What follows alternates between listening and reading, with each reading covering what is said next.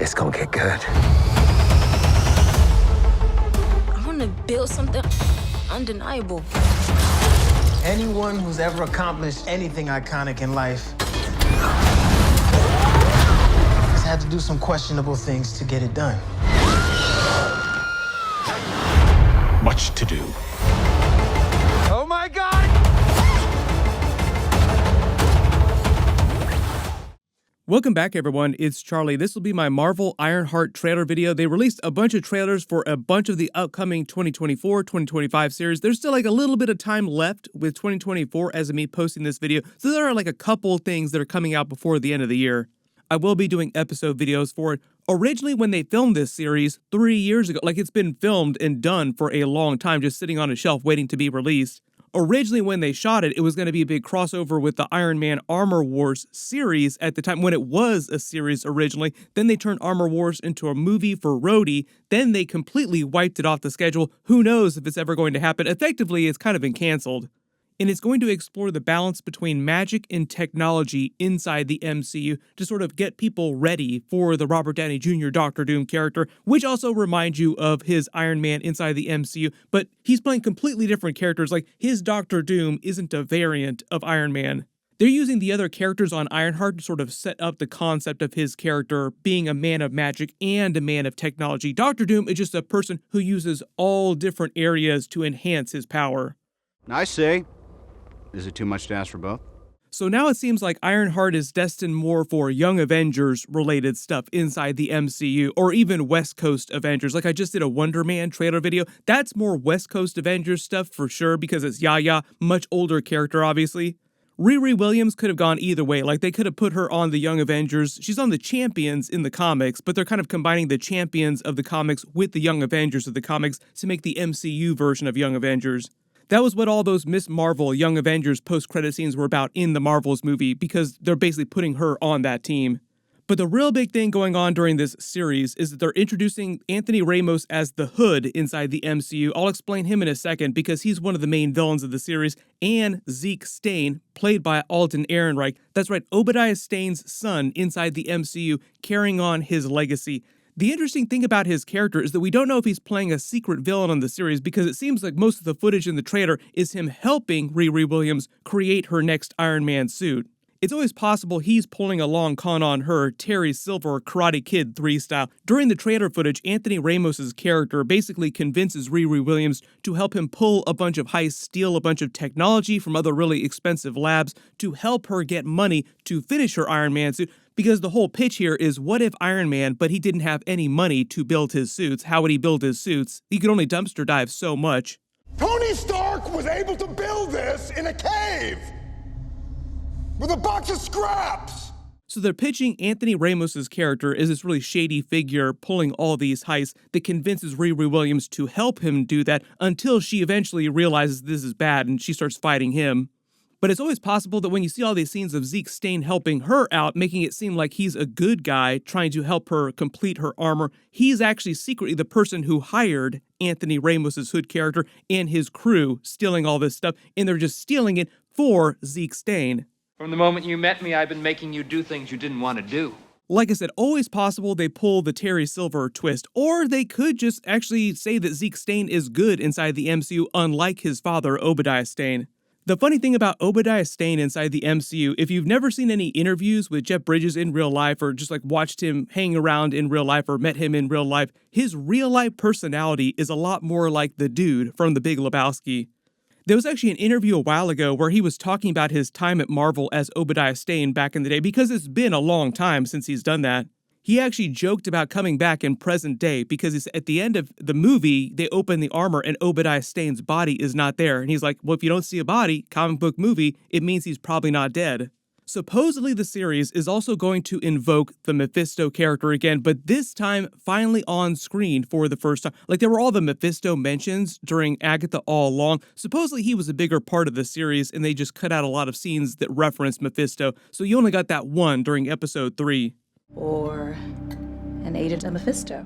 This might have changed since they actually filmed it, because it sounds like they changed a lot of things about the series over time. Supposedly, Sacha Baron Cohen filmed some scenes as a live-action version of MCU Mephisto for this series, and they're putting a big spin on his character.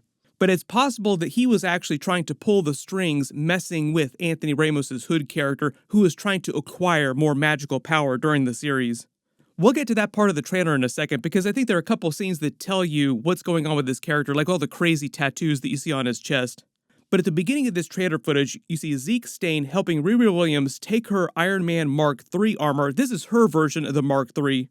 And it seems like he's bringing her to like some sort of junkyard shop on the outskirts of town where she can work on her armor. This armor, as you can see, is not meant to be the same Mark II armor that she built during Black Panther Wakanda Forever with Shuri, the Vibranium Ironheart armor. She basically had to leave that in Wakanda when she left. Like, Shuri was like, you can't take this with you. This Vibranium is way too precious, way too dangerous.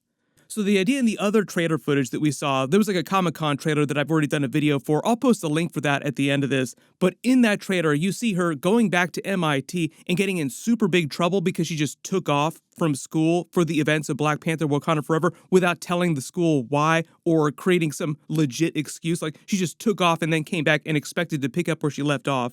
Anybody who has ever been to college anywhere ever would know that that would not fly with any of the administration. Like, nope, you're definitely getting kicked out of school. So it sounds like while she's at MIT, before she gets kicked out, she's working on this Mark III armor. Before it's finished, she gets kicked out and then has to find a way to finish the armor without any money or any prospects. And along comes Anthony Ramos's Hood character. Hey, I got a way for you to earn some money. We just got to pull a couple little heists. There's a brief scene of her flying through the air in the armor. Then you see a scene of Zeke Stane in a neighborhood here. This is with Anthony Ramos's Hood character coming after him with guns. I think it's meant to be later in the series because you see him wearing his Hood cape from the comics. So it's some sort of confrontation between the two of those characters. Like I said, it could be one of two situations. If they're trying to say Zeke Stane in the MCU is a good character trying to help Riri Williams, it could just be the Hood coming after him because of his legacy, because he has all this money, arguably. Maybe he does something to help Riri Williams stop the Hood, and that's why he's going after him. Or it's possible, if they are doing the Terry Silver twist and Zeke Stane was secretly pulling the strings, orchestrating things that the Hood was doing and the Hood was working for him, it could just be sort of an inter-betrayal between the two of them where they have a confrontation. Like one evil dude trying to kill the other evil dude. I do not know who this actor is, but I believe this scene is inside MIT. There are a whole bunch of MCU references in the background here too. Like you see some Eternals references. There's a Thanos Chitauri reference on the board here too. There's a whole bunch of aliens, Celestials in the background. There's even a poster for the Alien movie, the very first Ridley Scott Alien movie in the background. Not sure what's going on here, but this is Anthony Ramos's Hood character in his full comic book costume with the hood up, so this is probably a little bit later in the series, going after some character. Not really clear who he's taken down here, but it's in some sort of growth lab, like they're trying to grow weed or something else inside here. What are they cooking? What are they cooking? Make all the Breaking Bad memes that you want. In the comics, if you haven't read a lot of his stories, the Hood is primarily a magic-based villain. This looks like her back in MIT after she first comes back at the beginning of the series, where she's trying to figure out what she's going to do next with her life after the events of Black Panther Wakanda Forever, and she wants to come up with like a crazy new Iron Man armor suit beyond her Mark II that's better than the Wakandan vibranium suit. There are a couple familiar characters that show up during the other Comic-Con trailer footage, like Jim Rash, who we saw during Captain America Civil War, who was one of the deans at MIT, is coming back during this. He gets really pissed off at her, too, and winds up kicking her out of school. All these scenes of her making her stuff are meant to ape Iron Man 1 of him in the cave making his stuff. This is her inside the administration's office, with them basically kicking her out of MIT. You have to imagine that at one point, if Spider-Man No Way Home hadn't have gone down the way it did, Spider-Man would have been going to school with her at MIT. There are a couple early scenes here where it seems like her still at MIT creating what winds up being her Ironheart Mark IV armor that we see much later in the trailer. These scenes of her putting her armor on too are meant to reference Iron Man 3, with him putting all the different pieces of armor that were each individually controlled on their own. What eventually wound up happening with the Iron Man armors, though, is that by the time we got to Avengers Infinity War, he turned them into nanobots. It was nano armor, essentially. Then it just became future iterations of the nano armor. Like you have the Infinity War armor, then by the time we got to Avengers Endgame, that armor was like another future iteration of his nano armor. A lot of theories about what his Doctor Doom suit is going to look like when he shows up at the end of the Fantastic Four movie and in Avengers 5 Doomsday. Like, will it just be like an iteration on the Iron Man armor? He's not meant to be an Iron Man variant, so we will see. They could go any number of directions with it. Then we see Anthony Ramos' Hood character wearing his hood, telling Riri Williams no one's ever accomplished anything without getting their hands dirty, basically trying to sell her on the idea of pulling all these different heists. This is one of those scenes where the villain of a story tries to explain why he's not the villain. There are a couple of scenes that are also really interesting too. Notice when he's doing his stretching exercises here too, you don't see that many tattoos on his upper body. Like, I think there's a little bit of a tattoo on the left side of his upper chest, maybe part of his arm here on the left.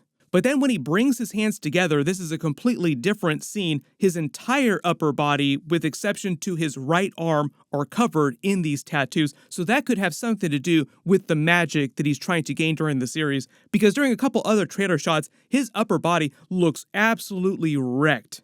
Maybe it's another reference to things that were happening with Scarlet Witch during Doctor Strange Multiverse of Madness, like the Darkhold and the Dark Magic were perverting her. Maybe something similar is happening to him here. Not with the Darkhold, because the Darkhold doesn't exist anymore in the present day of the MCU, but he's just being twisted by dark magic. Maybe this has something to do with the Mephisto plot. I think part of the idea is that he tries to gain more magic. It winds up twisting him and just perverting him evil in a more literal kind of way. Then we actually see her in what I believe is going to be the Ironheart Mark IV armor. We actually see her flying it in some of the other trailer footage too. This is like the most recent, most upgraded, advanced version of her armor during the series that she'll be wearing by the end, presumably. The couple big action scenes with her using her older Mark III armor to take out this truck, this might have something to do with the heist she's pulling for the Hood before she creates this new Mark IV armor. Not sure what's going on in this scene here, but it looks like she's actually flying her Mark III suit through some sort of car manufacturing plant. Like, these are cars on a line being created, and she's just flying the suit through whichever conveyor belt they're using to create this stuff. This slow motion montage scene of her flipping all the money through the air is after she started pulling the heist before she realizes what she's doing is actually really, really bad. She needs to stop. Not really sure what's going on with this character here where the growth lab is burning. You see what look like a bunch of mushrooms behind them too. What are they growing in here? What are they cooking? But this person is not Riri Williams. This is like a completely different character. There's a quick scene of her clapping her hands together. Not really sure what's going on in this scene here. And that's basically all the official footage they've released. I did a completely separate Comic-Con trailer video that has a whole bunch of other footage, so I'll link it at the end of this. But because they changed so much about the makeup of the MCU, their plans, they canceled a lot of series, they canceled a lot of movies, I think that they probably changed the ending of this to sort of set her up to go to either the Young Avengers or the West Coast Avengers. But she's not meant to join the official Avengers, like the full Avengers. There's a bunch of other trailers that they released the last couple of days, so I'll do videos for all those as soon as possible. My Penguin Episode 7 video will post later tonight after it airs. Be sure to enable alerts for my channel so you don't miss that too. Everybody click here for that brand new Daredevil Born Again trailer, and click here for my Wonder Man trailer video. Thank you so much for watching, and I'll see you guys in the next one.